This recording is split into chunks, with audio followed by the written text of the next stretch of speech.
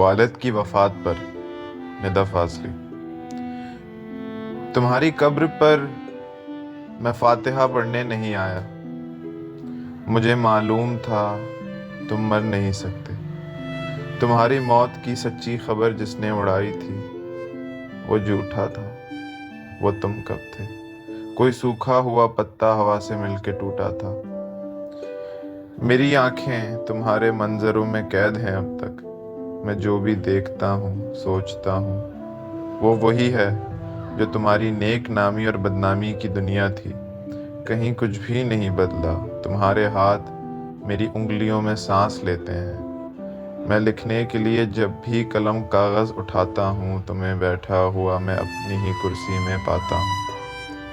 بدن میں میرے جتنا بھی لہو ہے وہ تمہاری لغزشوں و ناکامیوں کے ساتھ بہتا ہے۔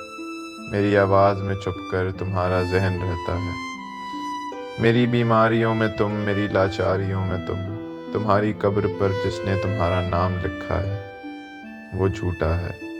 تمہاری قبر میں میں دفن ہوں، تم مجھ میں زندہ ہو۔ کبھی فرصت ملے تو فاتحہ پڑھنے چلے آنا۔